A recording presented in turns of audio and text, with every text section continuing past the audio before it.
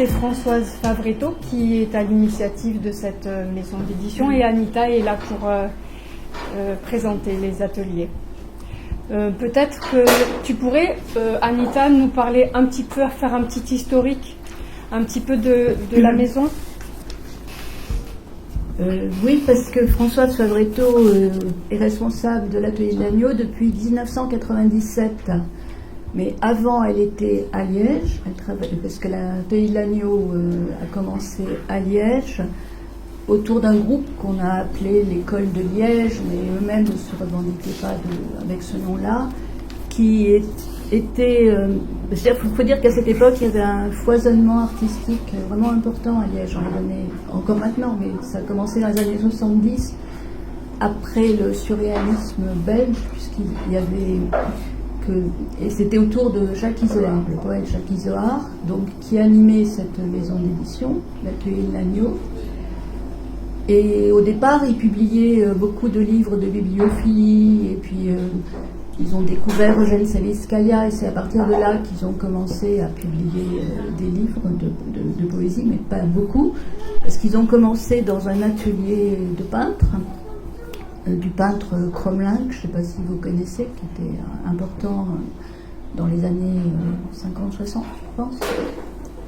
Et donc c'est là où ils avaient une presse à gravure, et puis après ils ont eu une petite presse F7, et c'est devenu une petite imprimerie de quelques livres. Donc je peux vous citer les auteurs du début de ce groupe, de ce qu'on a appelé le groupe de Liège. Donc il y avait Pierre Desnaux, Jacques Izoard, Yves Dimano, Jean-Luc Parent, Mathieu Messagier, Jeanne Sacré, qui maintenant a continué dans l'édition. Donc c'était pour l'anecdote, c'était au 5 rue de l'Agneau à Liège. Donc c'est tout bête, donc ça s'est appelé l'atelier de l'Agneau parce que c'était un atelier. Françoise Favretto est arrivée dans cette maison, parce qu'il n'était pas encore une grande maison d'édition de poésie, ou une petite maison de poésie, en 79. Et elle s'est occupée, autour de Jacques Izoard et de Robert Varlet, qui était son mari de l'époque, à l'époque, d'une revue qui avait une grande importance, qui était la revue 25.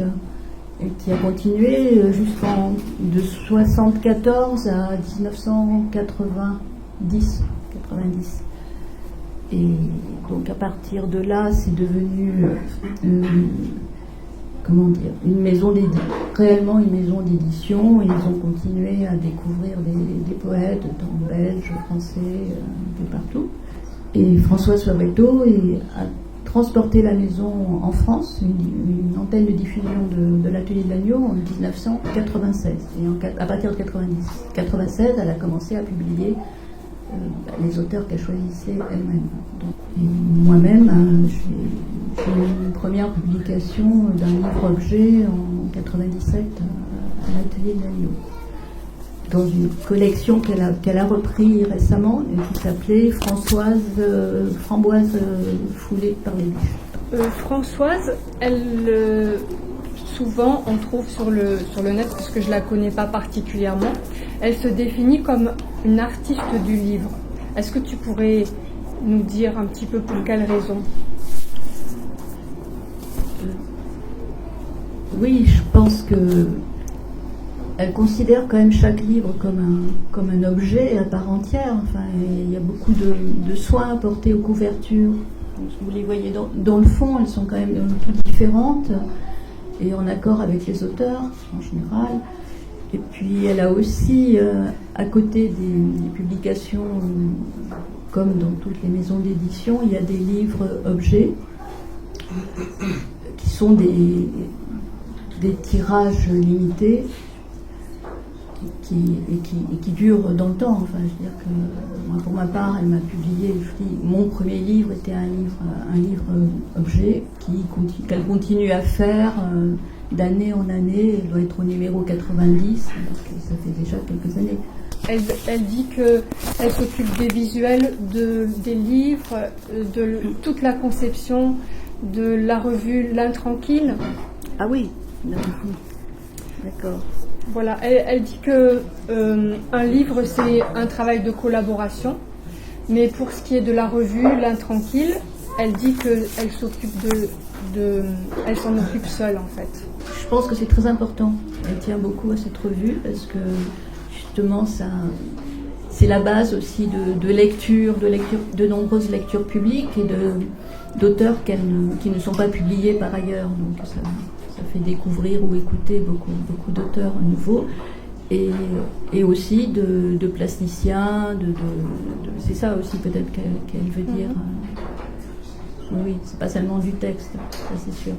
Je pense que si on regarde le sommaire de tous les numéros de L'Intranquille, il y a énormément d'auteurs donc qui n'ont pas été publiés ni par elle et pas forcément ailleurs ou pas tout de suite. Enfin, c'est l'intérêt d'une revue. Enfin, je pense que et ça, oui, mais ça c'est elle toute seule en fin de compte. Ça c'est sûr. Elle parle de critique littéraire, elle parle de traduction, oui, de photographie, oui. de travail plastique, oui, tout ça. Et dans la revue L'Intranquille, enfin L'Intranquille, si j'ai bien compris, ça vient de le livre de l'intranquillité de Pessoa. Oui. Tu en sais quelque chose? Pas plus que ça. Pas plus que ça. Logiquement, oui. Et puis je pense que c'était lié aussi à la période de création qui n'était pas très tranquille. Et justement, tu parlais de traduction. Et c'est aussi une part importante de l'Atelier de l'Agneau. Dans les 10 livres publiés par an, il y a souvent, je ne sais pas si c'est tous les ans, mais il y a souvent 1 ou 2 traductions. En particulier, elle s'est attachée à faire traduire elle-même, mais à faire traduire les livres de Frédéric Mayrocker, l'auteur autrichienne.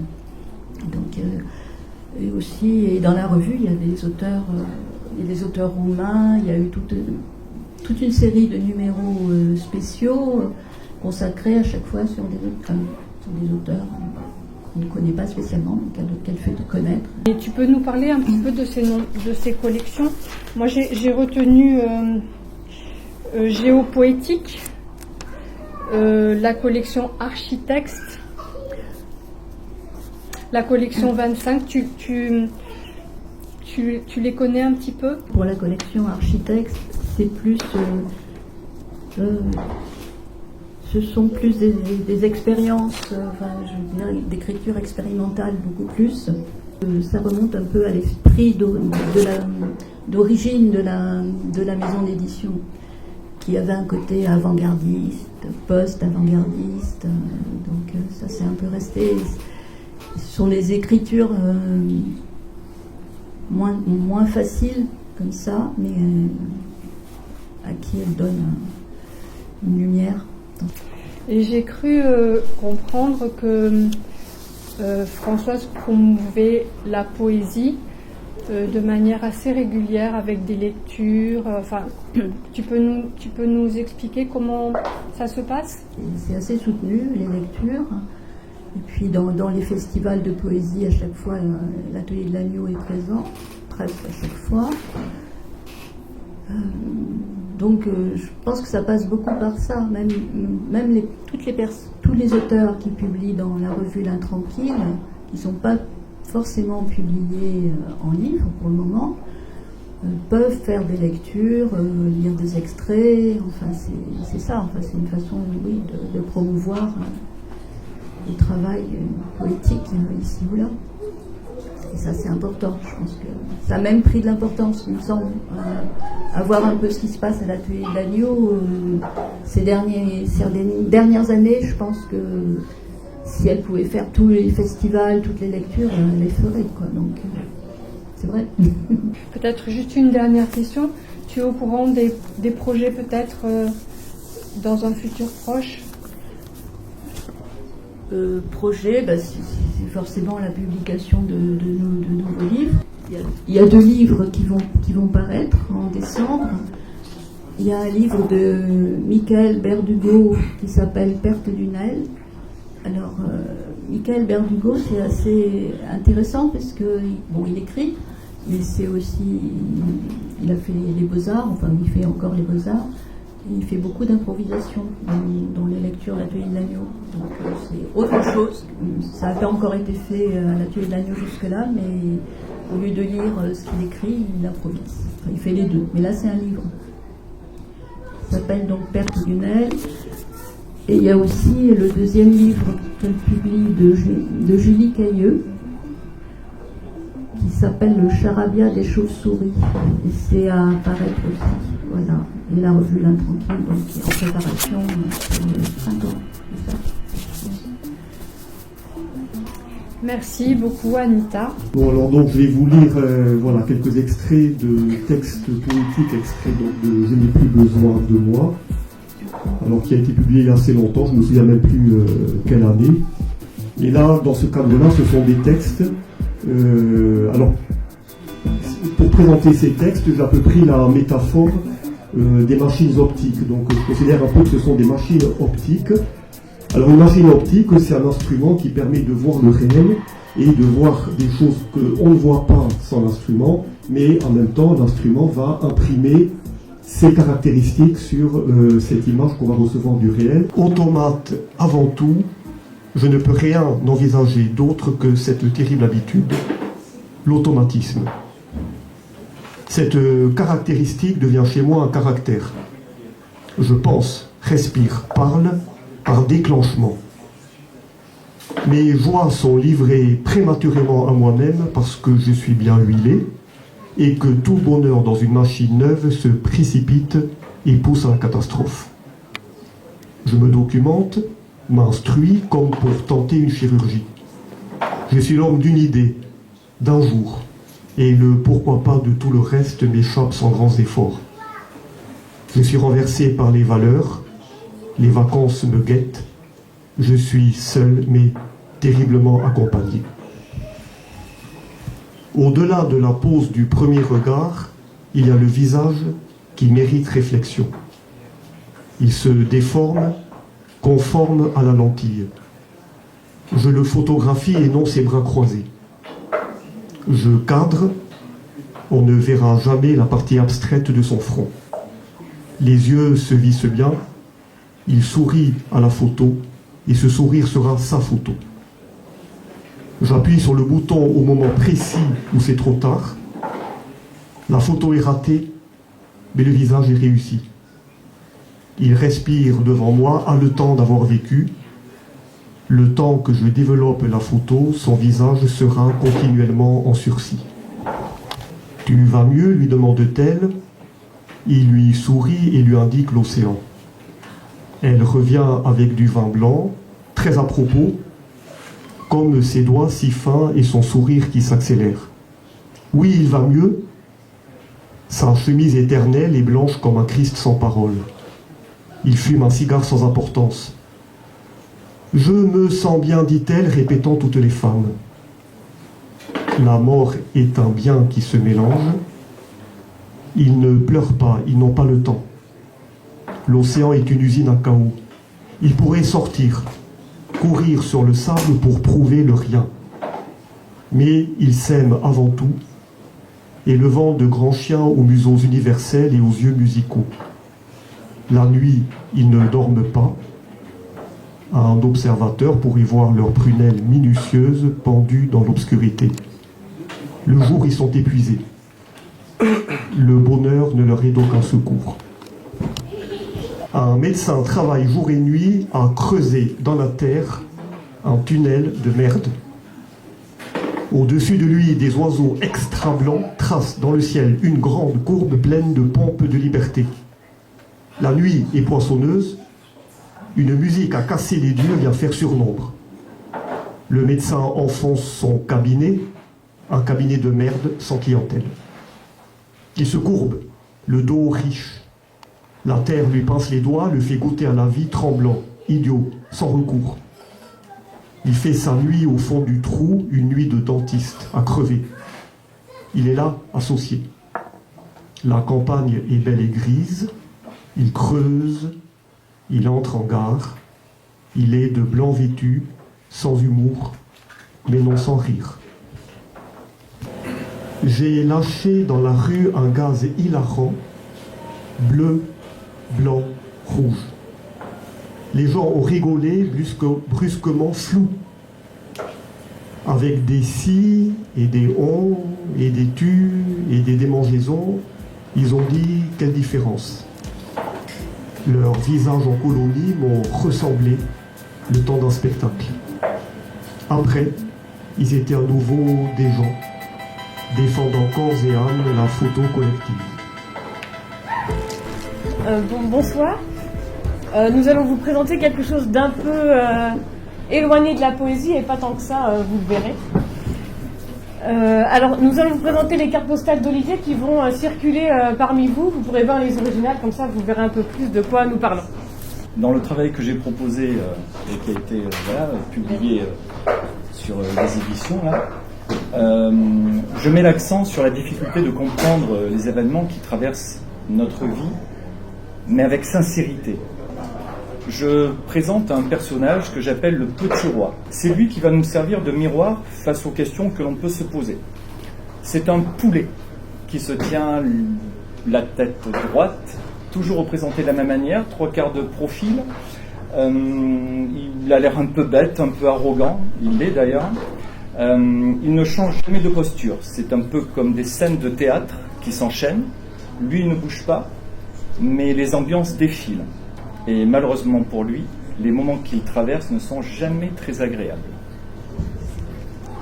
Les scènes défilent donc différentes sur chaque carte. Elles sont dessinées au bic. L'objectif pour Olivier est de dessiner mal, vite et violemment. Mon travail a pour but d'aller chercher les émotions, quelles qu'elles soient, de les décortiquer, de tenter de les comprendre, de les dompter et surtout, à la fin, de les civiliser. Notre héros, donc, incarne la partie pathétique de chacun d'entre nous. Je travaille beaucoup sur les symboles, donc lui, il est là, et puis autour de lui gravitent plein de symboles. Je vous en cite que 4, sur la multitude de symboles qu'il y a dessus. Le premier, c'est Lucifer. Il incarne l'obscurité. L'obscurité, celle qui fait peur, qui nous angoisse. Face à Lucifer, en opposition, il y a souvent un clown qui revient. Et ce clown, justement, il est là pour faire diversion. La croix, je l'utilise beaucoup. C'est sûrement le symbole que j'affectionne le plus. C'est mon outil de prédilection pour montrer nos projections, les projections de nos angoisses sur le monde extérieur. Enfin, pour moi, c'est assez difficile de conclure sans parler de la couronne. Les cartes tournent, peut-être que vous allez les voir, mais ce poulet arrogant porte une couronne complètement absurde, qui est trop grande et trop lourde pour lui. En fait, il est empêtré dans ses schémas. Et l'objectif de mon travail serait de lui faire prendre conscience de tout ça, et qu'enfin il puisse se débarrasser de ce couvre-chef qui est complètement ridicule. Le dernier mot, ça sera pour Françoise, qui, quand on lui a envoyé ce travail-là, a trouvé que c'était terriblement humoristique. Elle a vu là-dedans beaucoup d'humour, qui nous a beaucoup fait rire, nous aussi, et on l'en remercie pour ça.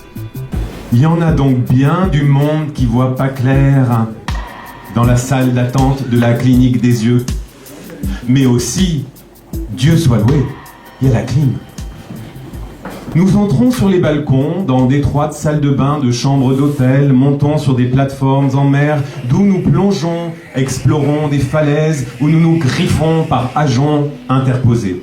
Nous entrons dans des pataugeoires, des petits et grands bassins, des galopins, des gendarmes, des demi qui sont des quarts, des pintes, des cartons de déménagement, de sales états, des états de sel, des salles d'attente, parce que tic, parce que méduse, parce que guêpe, parce que soleil.